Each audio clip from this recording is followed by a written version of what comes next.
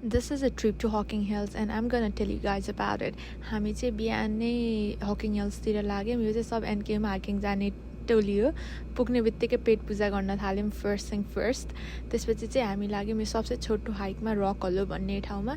यहाँनिर चाहिँ एकदमै राम्रो नेचुरल रकको फर्मेसन्सहरू छ क्या. एकदम ओभर द इयर्स होइन अर सेन्चुरिज इभन रकहरू कस्तो मस्तले फर्म भएको छ क्या. अनि it looks like natural art.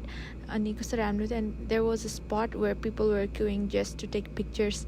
एकदमै भिरालो थियो क्या. तलपट्टि चाहिँ खस्यो भने जाने ताल्यो होइन. अनि यही भिडमा चाहिँ हामी पनि पालै पिलो गएर चाहिँ फोटो खिच्न थाल्यौँ.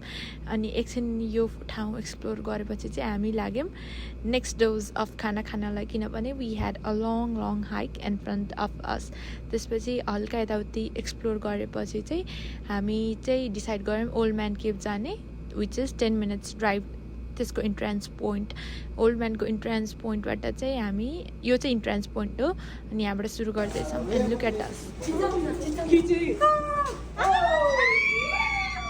यस्तै पागलपन्ती गर्दै वरिपरिको स्ट्रक्चरहरूमा चढ्दै एक्सप्लोर गर्दै चाहिँ हामी अगाडि बढ्दै गयौँ. It was such a nice structure. योपालि चाहिँ हामीले लोवर फल्स ट्रेल भन्ने ट्रेल लिग्यौँ. हाइकिङ इज फन तर more fun with friends. Look at what my friends is. हामी हाइकिङ गर्कै फोटो खिच्न यताउति गर्न. तर एकदमै राम्रो फन थियो यो चाहिँ. मलाई कस्तो यो सबै बाटोहरू देखेर चाहिँ कस्तो नेपालको याद आउँछ कि. किन भन्दाखेरि प्लेन छैन क्या. टेरेनहरू एकदम च्यालेन्जिङ छ. अनि इट्स रियली फन. जता हेऱ्यो त्यतै राम्रो छ. उकालो ओह्रालो अनि different structure and water body. जता हेऱ्यो त्यतै वाटरफल.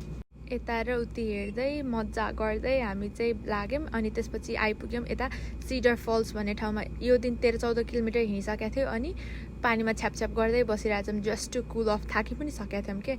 अलमोस्ट 3-4 घन्टा भइसकेको थियो हामीले सुरु गरेको. अनि यताउति एक्सप्लोर गरेर चाहिँ we started heading back home. यो चाहिँ अलमोस्ट लास्टतिर आइसक्यौँ हाइकिङको. अनि उकालै उकालो छ क्या. फेरि फर्किने बेला चाहिँ सेडर फल्सको माथितिर भर्याङ हिँडेर थाकिसकेको थियो होइन. अनि तर लास्ट स्ट्रेच हो भन्दै मस्तले एज यु क्यान सी कति धेरै उकालो छ होइन. तर यो उकालो हिँड्दै पनि हामी गयौँ. यो सबै चढेपछि चाहिँ एउटा लास्ट स्ट्रेच छ क्या लास्टमा यो दुलोको माथिपट्टि. अनि यो सकेपछि सकिन्छ. यो चाहिँ लास्ट भर्याङ हो. यहाँ पुरा केभ जस्तो देखिन्छ क्या निस्किने बेला होइन. अनि यो सकेपछि चाहिँ सक्यो हकिङ हिल्सको hike. We had so much fun. Thanks guys for tagging along the journey.